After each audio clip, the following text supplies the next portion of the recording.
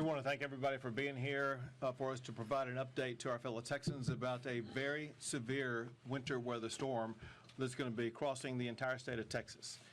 We expect the weather conditions to worsen, especially going into Friday and through Friday all the way through the weekend.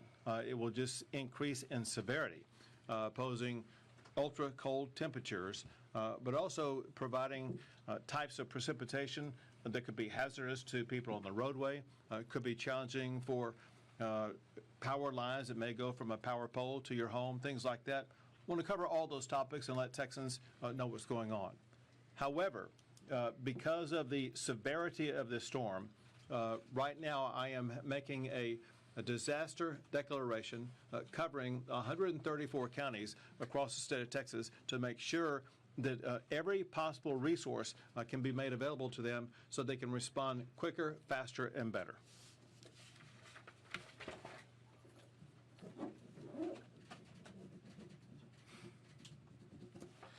And the list of those 134 counties, I'm not going to read off to you right now, but they will be available to the press here shortly, and every county will know about it.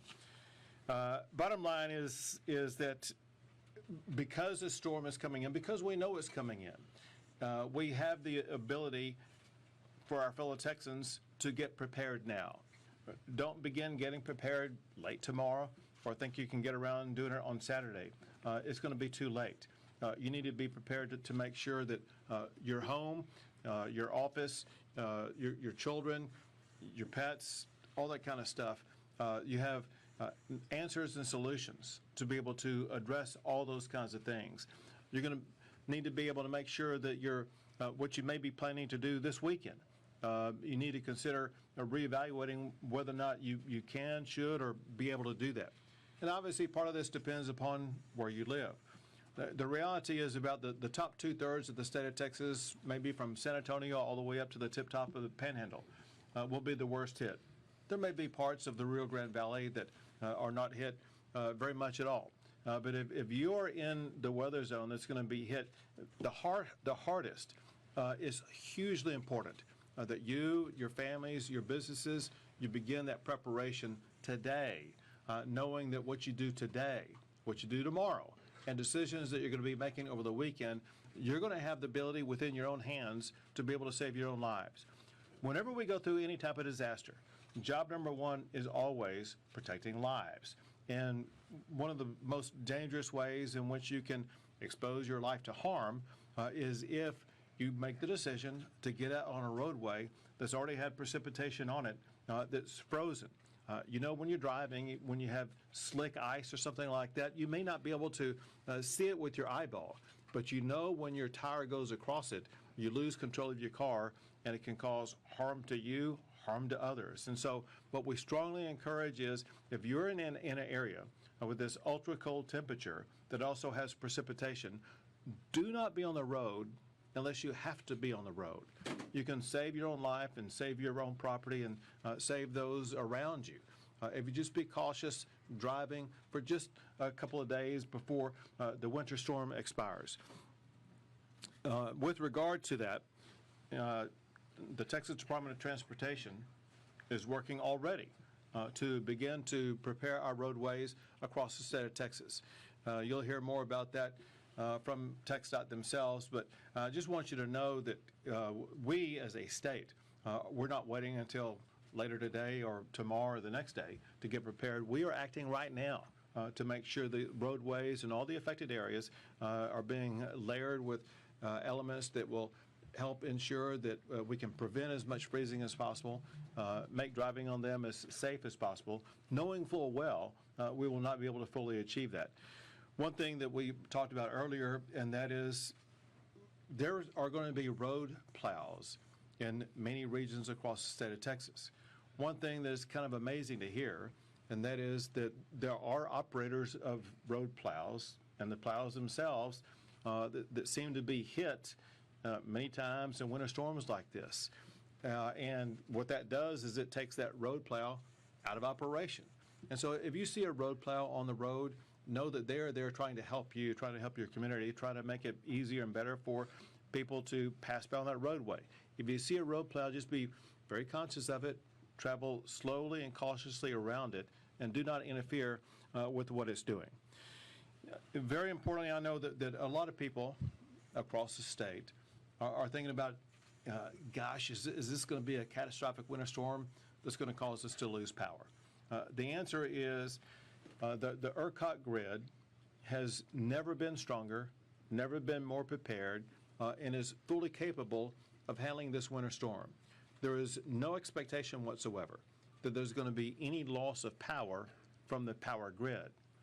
That said, it's important for the public to understand there's a difference between the power grid across the entire state of Texas and making sure we have enough power to get to the power generators and have the generators get it to your home. And that's separate, however, from what could happen between the pole outside your home and your home. Because of precipitation coming down that would be ice, it could weigh down the power line from the pole to your house. That could cause a downing of the power line for you or maybe for your neighborhood. That is not an ERCOT grid issue. That's a local power provider issue. And the local power providers have never been more prepared for any winter storm ever. They're going to have trucks, vehicle, and personnel to make sure that if your power line goes down near your house, they're going to get it up and running as quickly as possible. They are already pre-positioned as we speak right now to make sure that your power stays on.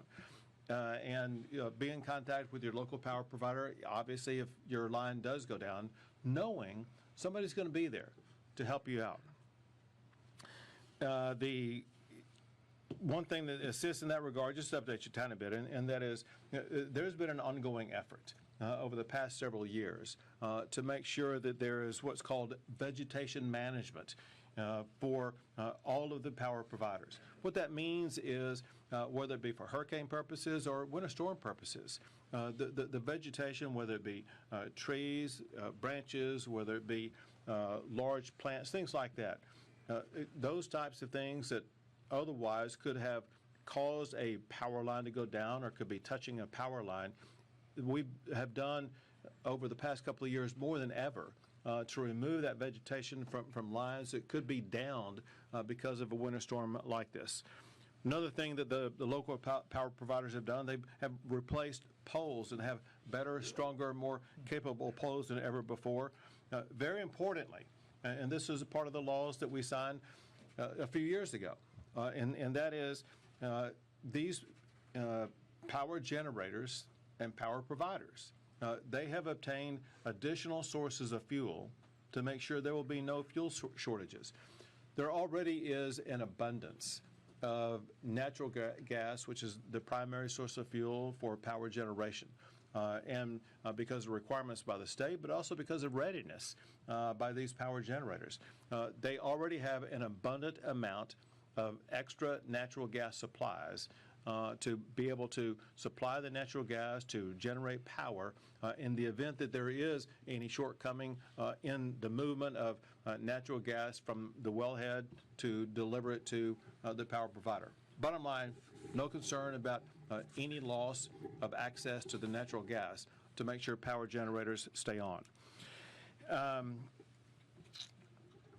In ERCOT, I'm going to let Pablo Vegas talk to you more about what the status of ERCOT is and what's going to happen. Going back to what I just said and talking to Railroad Commission leaders, I said, listen, there's ample gas storage to be able to meet all the needs for this winter storm, and there's really no concern about the natural gas supply. The Texas Department of Public Safety already has extra crews to respond across the entire state, and they will be expanding those crews. They'll be doing several things. One, unfortunately, there will be some people on the roadway that wind up sliding off into a ditch or getting involved in accidents, things like that. DPS will have added personnel to make sure they're going to be able to respond more quickly to those types of accidents, rescue and help those who have been involved in those accidents. But also sometimes in winter storms like this, there may be people out walking or in some other capacity where they get stranded. and whether it be the Texas Department of Public Safety or the Texas National Guard, we're going to have personnel out there to rescue people in any type of situation they get into where they need to be rescued from, and be able to take them either to warming centers, back to the house, or to a hospital, whatever the situation calls for. And in that regard, also, the National Guard is deployed in key areas across the state, especially focused on both the stranded motorists, but also on delivering water and food to those who need it. When we see what may arise here in the coming days, it may be difficult for some people to access needed water and food.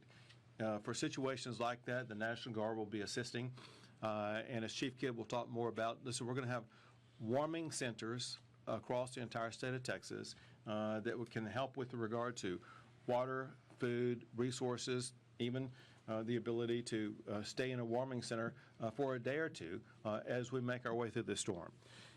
We have an outstanding team that is already prepared, already responding to make sure that even though we're going to go through a harsh winter storm, we're going to make it through this process.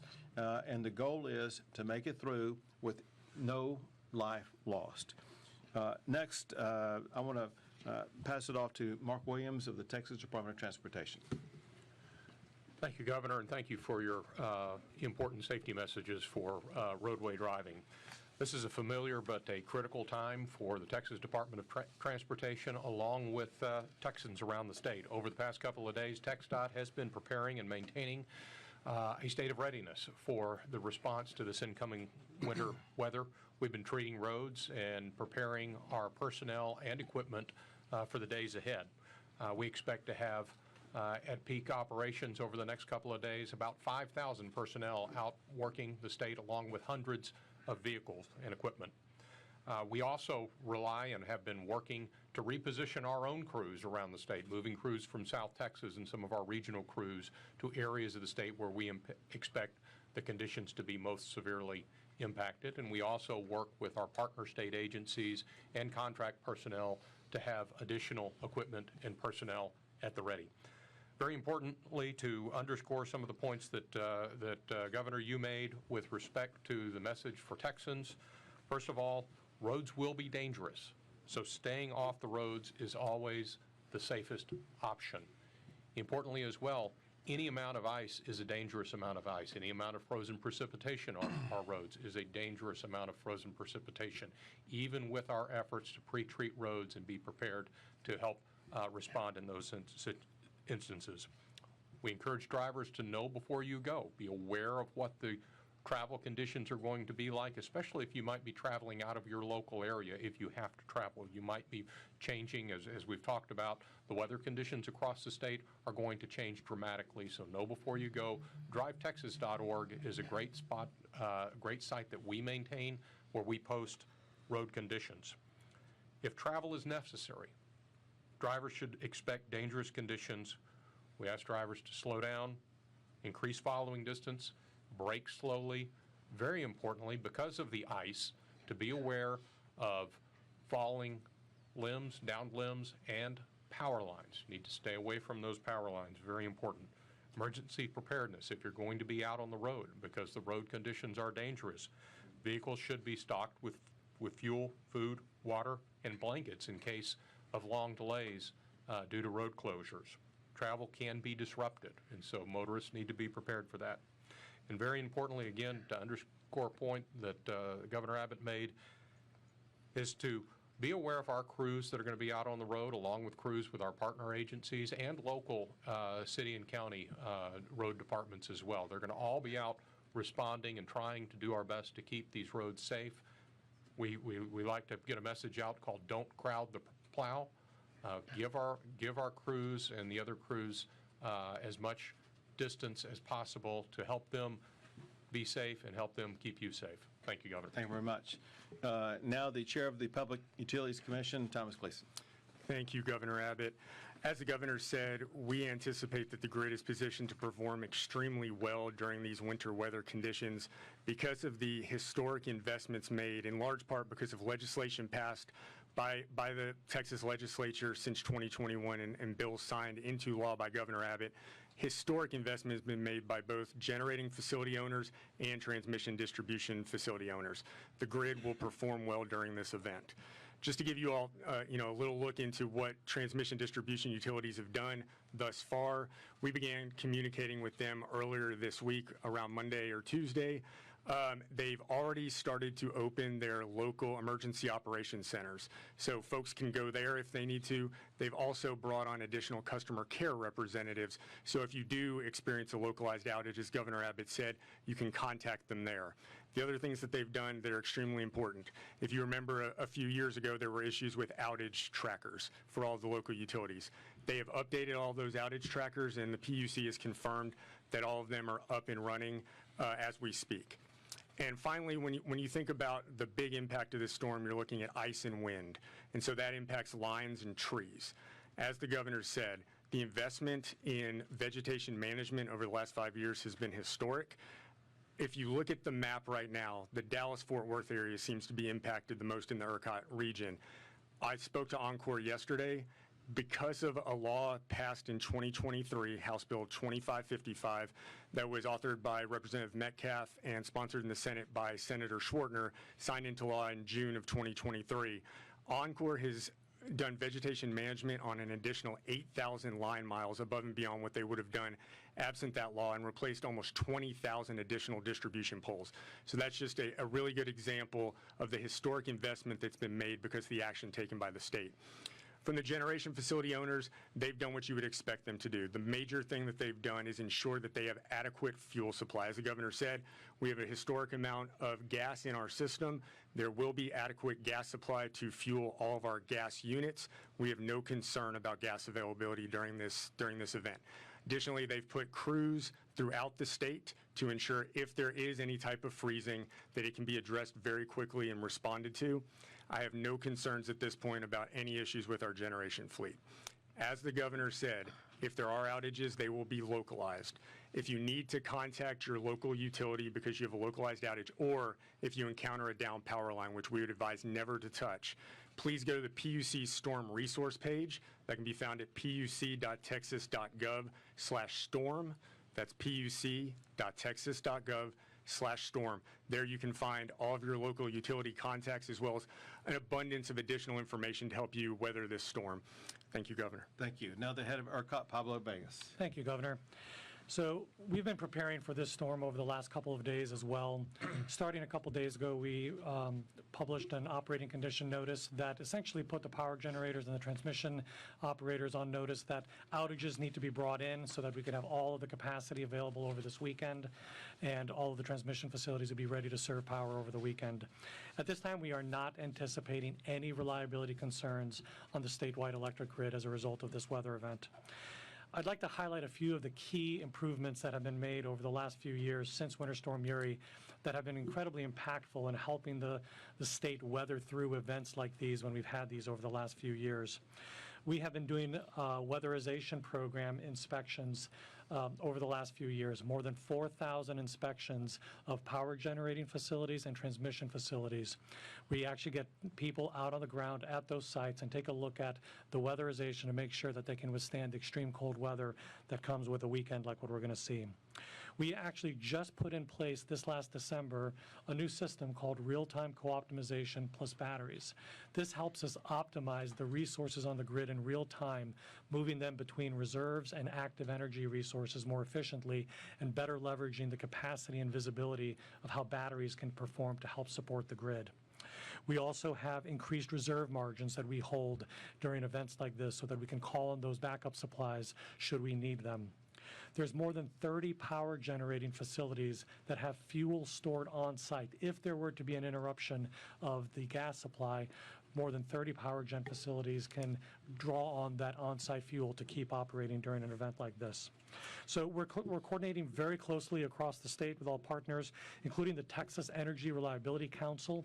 That brings together the gas industry, the electric industry, the Texas Division of Emergency Management, the Public Utility Commission, and we coordinate days in advance of an event like this, making sure that the key supply chains, the access, the critical facilities are known, and we know if there's going to be any risks or issues on the grid and are ready to deal with those before they become a problem.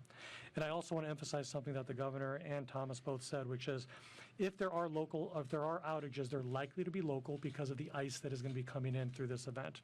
If you see power lines, stay away from them. If you have outages in your home or your business, reach out to your local utility. They're going to be the best position to be able to manage the repairs and restore restore power quickly. And we will also be publishing information on our website as well. If you go to ERCOT.com, you can get access to dashboards that will show you what is powering the grid and what the conditions are.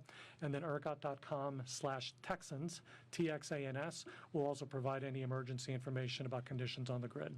Thank you. Back to Thank you very Governor. much. And now the Chief of the Texas Division of Emergency Management, Nim Kitt.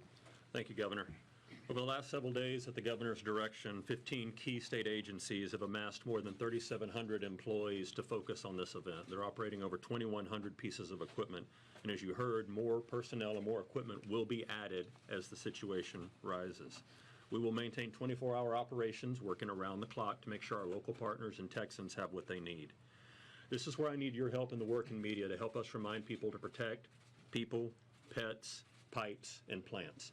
I spent a little bit of time yesterday making sure my property was ready. And in the stores that I was in, people were out there taking advantage of the warm weather to get ready for the cold weather. So help us get that message out as well.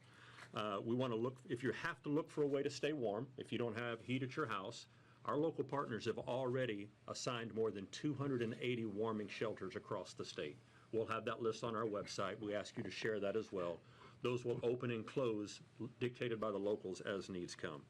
Our state agencies have already prepackaged food, water, cots, and blankets on our military vehicles and with DPS to be able to support stranded motorists and to help support any of these warming centers. And this is really important. People are going to try to use space heaters to stay warm. And I promise you, somebody across Texas is going to put something flammable right up next to their space heater, and it's going to cause a fire. Help us get the message out about space heater safety. And the next is carbon monoxide poisoning. People will start generators. They will try to run their gas-operated appliances to keep warm. We need your help getting that message out to them. You can help us save lives by being aware of carbon monoxide poisoning and not putting things too close to your space heaters. We want all of our families to have a plan, to have a kit, and be ready to go. Governor, your 134 disaster counties in the disaster declaration, we're ready to support them. We will have damage assessment teams ready to go. And listen, we know people are going to get out and try to drive on these roads once they get icy. We all know that. There's a high likelihood somebody's going to slide into a power pole and take a line down. You need to be ready at your home in order to stay warm and have a family communication plan. Governor, we're ready. Thank you very much. We're open for questions. I wanted to ask a little bit about the North Texas roads, given that's where a lot of the storm is supposed to hit. Can y'all tell me a little bit about what has done to repair, like the highways, like the public highways, as well as the toll roads up in the DFW area, and kind of any kind of collaboration there to make sure these highways are clear? Absolutely. So thank you for that question. The DFW area has been a very significant area of focus for not only the Texas Department of Transportation, but also all of the local agencies and some of the toll road operators that also maintain roadways. So very importantly, we coordinate within those agencies and collaborate on the process for treating those roads. We have been out pre-treating those roadways. We use a brine solution, which is a mix of salt and water that we put down in advance, and it can stay on the roads. And then when the ice begins to fall, to form or to fall or snow, it helps to speed up that melting process. It does not, very importantly, keep all of the ice off the roads. It is something that helps to, it's a preventative measure, but not a prohibitive measure. For a lot of the roads in the DFW area, especially some of the toll roads or some of the contraflow lanes, one of the things that we often do and anticipate doing is we will shut those down during these events because, quite frankly, without as many people being on the roads, those aren't as needed. In addition, thanks to some of the legislation that was passed, we've also implemented variable message and variable speed limits on many of those roads. And so we encourage motorists where we do have variable speed limits to pay attention to those speed limits and to adjust their speeds accordingly. There are thousands of Texans who are unhoused. Is there any plan to send state resources into cities to get those people into the warmth this weekend? Right. So we're working very closely with all of our local government partners. That's why they've opened more than 280 warming centers across the state. Again, more will come up if there needed to be up. If they ask for our help, we'll find resources to help them. So far, they have not asked. Governor, there's certainly a lot of people that still have PTSD from 5 years ago. What can you assure them that we've learned so much in the last 5 years? Pablo Vegas did a great job of articulating many of the changes that have taken place. The power grid system we have today is completely different than the power grid system we had back then. One thing he didn't mention that I'll add, and that is just the amount of power added to the power grid is more than 40,000 megawatts more. And so we have abundant power. The reliability of it has never been better. And the array of additional resources, easy example, and that is when Winter Storm Uri hit, there's reliance on one source of power. And when that one source of power became unavailable, that was a problem. We passed laws making sure that they have two sources of power. In case your first source of power is unavailable, you're going to have backup power. There's a long list of things that have changed. I'll add this, and that is this is a severe winter storm that will impact most of the state of Texas. The severity of it is not quite as great, and the size of it is not quite as great as Winter Storm Uri. That said, people would be making a mistake if they don't take it serious. But also, we cannot overemphasize this, and that is because of either ice weighing down the power line that goes from the pole to your house, because there is a possibility of trees falling. You know, when ice gathers on trees, it weighs down those trees, and it could cause a tree to crash down on a power line. We should anticipate some local isolated power outages because of damage to trees, damage to power lines. That's not a grid situation. We feel very confident that for the entire grid, there's going to be abundant power available throughout this entire winter storm. Since we're expecting several different kinds of precipitation across the state, does that present a challenge in terms of figuring out where to deploy resources? What it does, it informs us about using different strategies in different locations. As you point out, there's going to be snow in some regions, there's going to be sleet in a lot of regions, and then there's going to be some regions that are very cold but don't get precipitation. And so we have the flexibility to respond to each type of situation to make sure that the local either residents or officials in those areas are going to have exactly what they need. Time for 2 more questions, folks. Mr. Vegas, I know that ERCOT models and previous MORA reports showed that under Uri-like conditions, demand could surpass about 96,000 megawatts. I know that that's a pretty low chance in general.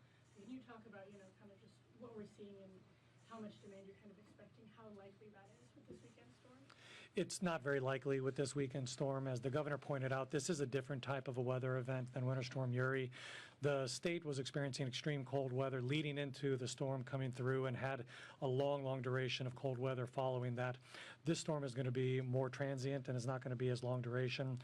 We're forecasting highs in terms of peak demand in the low 80,000 range for the electric grid. We have well over 90,000 megawatts of capacity expected to be able to serve that demand throughout the weekend. So we're not anticipating any shortfalls on power, and it's a very different type of storm than what we experienced 5 years ago when Uri came through.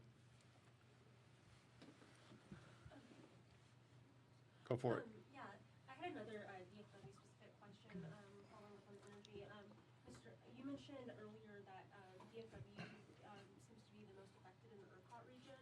Can you elaborate a little bit on what you meant by that specifically and any preparations that are being made in the DFW area specifically? Sure. So ice accumulation on lines and trees is going to be the most impactful to the grid. And based on the weather forecast we've seen, the Metroplex is where that's going to really be centered. So Oncor, which is the local utility up there, serves a lot of North Texas, has done a fabulous job, not only doing kind of the baseline work, but like I said, 8,000 additional miles of vegetation management is really going to mitigate the impact of that ice on trees and how it could impair the reliability of the system. So they've made the investments to ensure that the grid is resilient and reliable, as have all of the other local utilities around the state.